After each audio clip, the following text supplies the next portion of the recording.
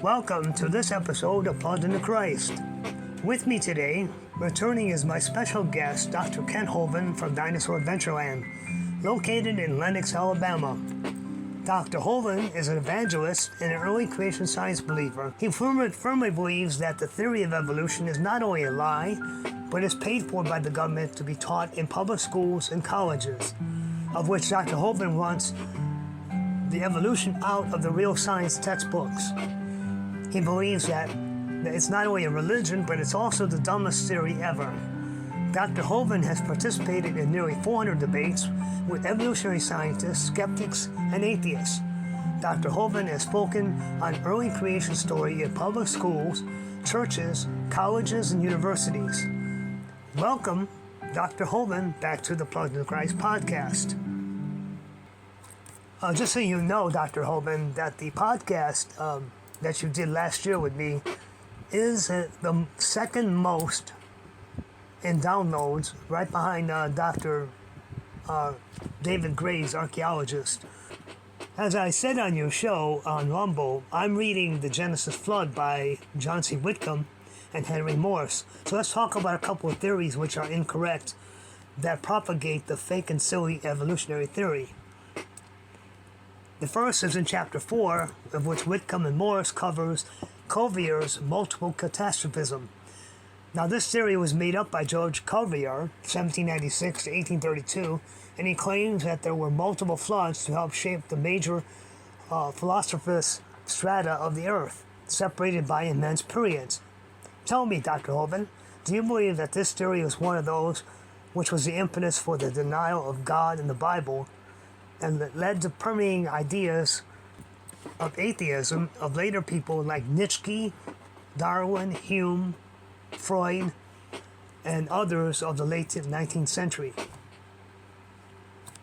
In the early 1900s, mid-1800s, they started developing new machinery, steam engines and stuff that could dig a whole lot faster than a shovel. And so they started digging deeper in the ground and coal mines, stuff like that, and began finding in vast quantities of fossils and artifacts that had to get an answer out. Where did these come from? Obviously, they're buried by a flood, or they would not have fossilized. Mm-hmm. Animals die today all the time and just get lay on top of the ground, and they rot. Even the bones rot. Right. So to get them to fossilize, it has to be buried in mud quickly. It takes about a year. If a fossil is like a clam, if they get buried in mud, they will take about a year to turn to stone. In the laboratory, under pressure, they can do it in 1 day. Pressure, fossilize something in 1 day. But so my contention would be probably I'm going to say nearly 99.9% of all the fossils in the world formed in Noah's flood 1 year. Very rare something to fossilize today, and even then has to be covered by a mudslide or something, or it's not going to fossilize. So yeah, the fossils speak real loudly of catastrophe, judgment of God. And they made up in the early 1800s, 1830, they made up the dumb idea that all the layers of the earth are different ages. Mm-hmm. They say the top layer's younger. I asked these guys in debates, I said, guys, if the top layer's younger, where did it come from? Right. Is it coming from outer space? It's dumb because and there's no way, because like you said before, and you said it on your show, and I watched you on Rumble say you cannot know what the age of a fossil is. You don't know when it died. You don't know when it was deposited. You don't know any of that stuff. You can't prove that. And you sure don't know it had any children. That's right. Especially children that were different. No animal today can produce children other than their kind. Why would we think a fossil in the dirt could do such a thing? Yeah, the reason why I posted a question to you on Rumble, and it went to Joseph or one of the other people there, and I didn't know if you understood what I was getting at, but the fake that we're all related by a tree. If you notice, not only is it fake because of it's evolutionary fake theory, but if you notice that there are branches of that where there's cold-blooded, and then coming out of that is warm-blooded, which is impossible in the face of itself. You can't have that. That's not possible to become from cold-blooded to warm-blooded, warm-blooded to cold-blooded. Plus, if you did get one to evolve, who's it going to marry? You got to get a male and a female at the same time in the same place. It's an awful big world, you know. Right, and what are you going to do if you're going to have a warm-blooded male with a cold-blooded female? And no, it's just not possible. See, Right. that's why. And then I read this too. I'm still reading that book. You have to understand, Dr. Hovind, I have to stop and think about things because I'm not a geologist. I'm not a paleontologist. I understand archaeology very well, but and so I have to when I'm reading this book and there's certain stuff that they talk about, I have to stop reading and think about it, and then go back and read it again because I don't understand all of those. I don't understand everything about geology or paleontology for that matter. So in the second one was Buckland's diluvium theory, which is equally as preposterous, as a multiple catastrophism theory. Buckland was a professor of geology at Oxford University. You would think he would know better going to Oxford, but then they teach evolution, so he got brainwashed. Explain to the podcast audience, what is the fallacy of that theory in your words and way you see it? The fallacy of the theory that... Buckland's diluvium theory. Yeah, explain once again exactly what is his diluvium theory. For the deluge. He thinks that there were multiple catastrophisms. Multiple, yeah, that's right. Yeah. Well, if there were, then there would be some soil built up between the layers. If a layer is going to be exposed for millions of years or hundreds of years even, it's going to start growing stuff in it and leave roots going down to the layer below. The layers we see like a Grand Canyon are like pages in a book. There's no soil built up in between. There's no roots connecting them. It's obvious all these layers were laid down very quickly, probably in 1 year. See, the moon is pulling our water up down here on Earth, making a tide. And we spin around under the moon, and it lifts the tide up and down, up and down. Well, that lifting the water up means it's rushing in from the sides. And it's a sideways movement of all this water during Noah's flood that would cause all the layers in 1 year. There's a video somebody did 30 years ago called Experiments in Stratification. It's a classic. It shows how when the water's moving sideways, it can make 5 or 10 layers at the same time. Right. They're not forming bottom to top. They say the top layer's younger. No, it's not. Yeah, when I started reading this book, I bought it at a book sale. I saw it and I said, I got to get that book. It's a fascinating read. I'm still reading it. But it's no wonder that it's a great tool for those and for you, and it started your interest in creationism.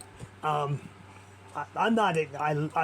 like a lot of people. I love cosmology and astronomy, but I certainly don't understand everything about it. But they ought to know, these evolutionists, that there are planets that go the opposite direction. They don't spin clockwise, they spin counterclockwise. Yeah. And you would think that... Go ahead. It can't happen from a Big Bang. It's not physically possible. No, but there is this question I have that because we know now that the speed of light is not constant at full speed. It could be slowed down or even almost to a crawl. But if you could do that, then your traveling time to, let's say, Alpha Centauri 8 would be greatly diminished. But my question is, what would happen to the time here on Earth? I don't think anybody knows those things. It's all theoretical. I think time is something God made for us to live in. He doesn't live in it. Right. He doesn't recognize or isn't part of space, matter, and time. He's outside. He's outside of all those things. Yeah, if he were limited by any of those, he wouldn't be God. He would be God. Right. Yes. And I've watched you do Whack an Atheist shows. And I love it when you do it because they need to be whacked. Yes, sir. Some of them I have actually gone on to kind of review their, just kind of get an idea of what their viewpoint is. So I went on, looked at a couple of Emma Thorne, Strawberry Dave, just to get a reference point of the insanity of their beliefs. My question to you is, first, do you think they'll ever get it? That God is the designer of all things? Or do you believe that they are so far imbued with their fake belief that in evolution that God may have just said, that's, you're going your way, and you're going to continue to go your way, and I'm going to let you go? Yeah, Romans chapter 1, they did not want to retain God in their knowledge, so God gave them up. Yeah, they want so badly for there not to be a God, because that means there's some rules, and they don't like his rules. Thou shalt not commit adultery, etc. So they deny his existence. I find it hard, very hard, because I believe in creation. I believe in it the way you believe it. 6 days, God rested on the seventh day, he created everything. I find it very difficult that anyone could believe in evolution, let alone prove any of it, because they cannot. You didn't see it happen 4 billion years ago. You weren't there. Okay? Yeah, they can claim, okay, yeah, but you didn't see God create the world. Well, but we believe, you and I believe, ours is a religion, and so is theirs. Right, but see, they don't dare admit theirs is a religion, because then they lose their tax funding. That's true. You are absolutely right.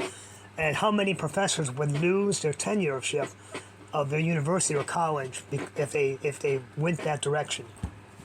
All of them. So I watched a debate. This is 2023 on YouTube. You had a discussion debate with you and Dr. or Gary DeMar now I believe, as you do, that what is written in Daniel is about the future coming of Christ. Right. So let's talk about the prophecies of Daniel, because I'm surprised you didn't bring up chapter 11 talking about the statue with the Greek Empire, the Babylonian Empire, the chest arms, Medo-Persian, Roman legs of iron, and post-empire feet of iron and clay, because that would have I'm sure would have proved that, hey, that's all about the future. That's not about, we're not talking like Gary DeMar says about that period of time to the Jews. Speak about that a little bit.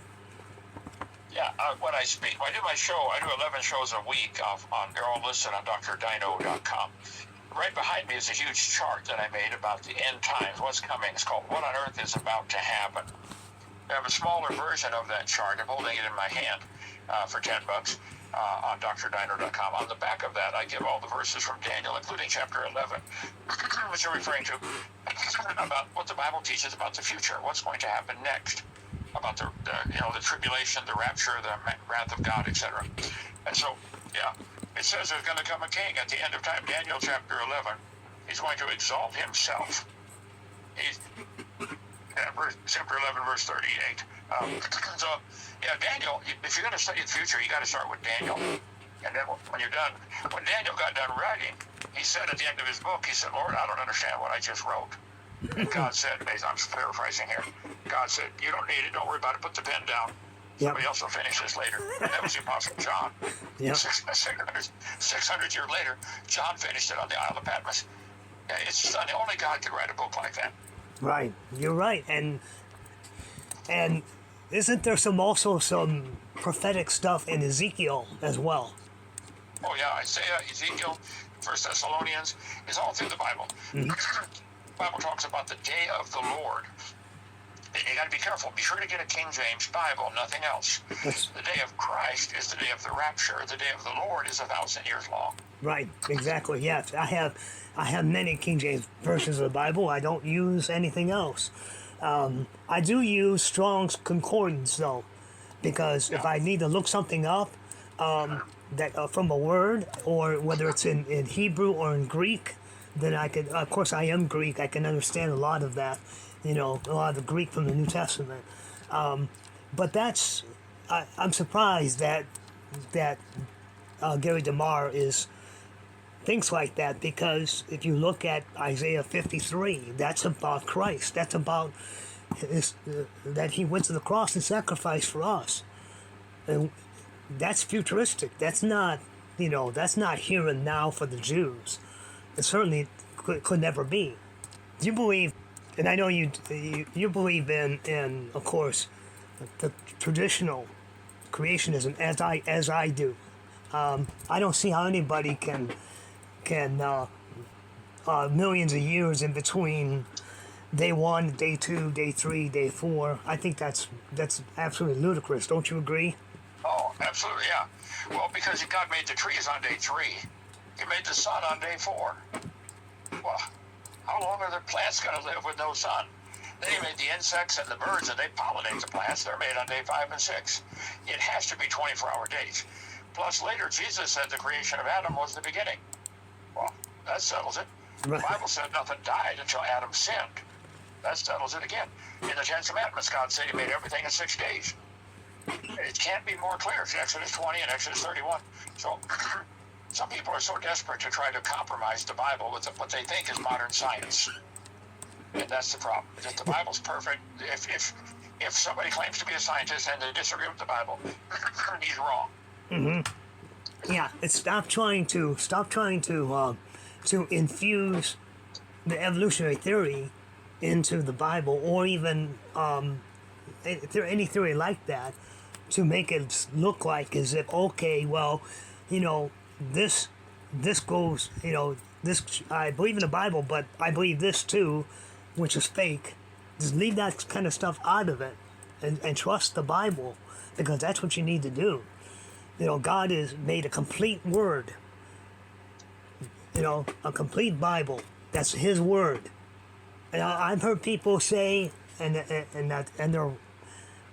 having a debate with somebody right now, who said, you could, that the amount of time for the you count the people, the generations, he's counting it as 300 from Joseph until Solomon, not 480 years, but 300 years. And we're having this discussion about this, and it's, he just believes in wild stuff that is just not right. And I told him straight out, Dr. Hovind, I said, look, are you calling God a liar? You're saying that the Word of God is a lie? That's what you're saying by proposing these kind of ulterior theories. Don't do that. Read the Bible as it is and believe in what it says as truth, because it's God inspired. Amen.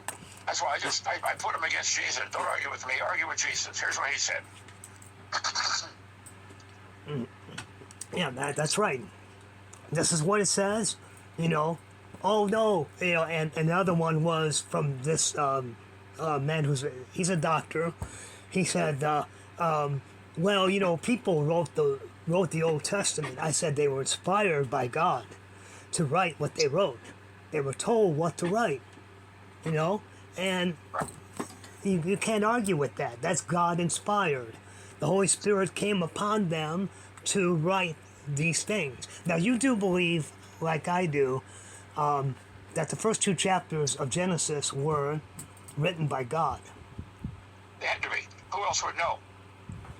True. Moses wouldn't know, and he wrote the Pentateuch, but he wouldn't know those things that God did right in the beginning. Only God could have written those. So yeah. There are 10 different authors for Genesis. You can see where it changes authors. It says, these are the generations of. Look for that phrase, and that's changing to a new author. God wrote the first 2 chapters, had to. Probably gave it to Adam. I think Noah probably took the first 5 chapters on the ark with him. They probably were written in stone and written in clay and baked in the sun, like pottery, last thousands of years. Mm-hmm. And then Moses wrote some of that, and also in Exodus. Do you believe he wrote some of the Levitical laws? Well, God inspired him to write all those laws. God actually started off, God wrote them on a rock with his finger. He gave it to Moses. Moses came down. The people are dancing around naked. He got mad and smashed them. Right. Went back up, and this time, second time, God said, Moses, you write it this time. And I think that's wise, because if we had the actual rocks that God wrote on, they would worship the fingerprint and not even read what it says. Right. Well, you know what? They might not even be able to understand what it says, unless they were of, could understand the old Jewish language. And, that's the thing too. Is that in the New Testament, that was the old Koine Greek. They speak a different Greek now. That's more modern, and it's you have to really get study it in order to get it, understand it in Greek. I know because my grandmother had a Greek Bible written in the old Koine. But I want to thank you once again for taking time out and coming on this show, because I know you are extremely busy, and I am too. In fact, we have to go to work after this. And, I get my weekends off, though. That's good.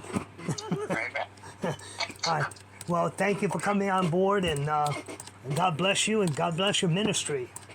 Well, thank you. Come on down and visit our Dinosaur Adventureland in Lenox, Alabama. It's free. It's amazing. Yeah, I wish I would have come down to the one you had in Pensacola. I heard that one was outstanding too. Yeah, this one's 10 times better. We got 140 acres here. It's amazing. All right, well, brother, keep up the good work. Oh, thank you. God bless you. All right.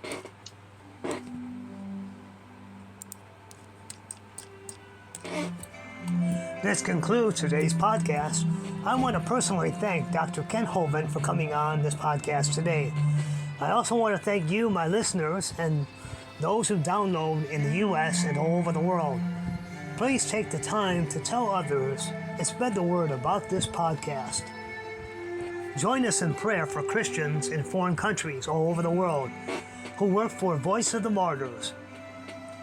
I've been getting the magazine for many years now, and they do great work all over the world in getting people saved through Jesus Christ. I see in many countries where Christians are restricted or outlawed altogether in practicing their faith, but they persevere through the church burnings, imprisonment, maimings, and even death of family members, and yet their faith remains steadfast. We also support the Associates for Biblical Research, in which you can follow them at BibleArchaeology.org. You can read articles about biblical archaeology on the site. You can also watch the Associates for Biblical Research videos on YouTube called Digging for Truth. We are also proud to support and link with Dr. Ken Hovind of Dinosaur Adventureland, located in Lenox, Alabama. Dr. Hovind is not only a teacher of 15 years in public school, but he is also an evangelist who teaches the Holy Scriptures of the Bible. Dr. Hovind is a young earth creation science believer. He has debated nearly 400 college professors and skeptics of every stripe. You can watch Dr. Hovind on Rumble, Facebook, Ken Hovind TV, Instagram, and on X. Plugged into Christ podcasts are published through Buzzsprout.com. You can find Plugged into Christ on Spotify, iTunes, Podcast Index, Amazon Music, iHeartRadio, TuneIn Alexa, Podchaser, Pocket Cast, Deezer, Listen Notes, Player FM, and on YouTube. I invite you to spread the word of this podcast to your friends, your relatives, family members, and neighbors to tune into this podcast, for they will be richly blessed. This has been a presentation of Plugged into Christ with your host, pastor and teacher, William Polis. Join us for our next podcast as we will continue in our studies of 2 Corinthians. I am Pastor William Polis, praying that God's blessing be with you. Good night.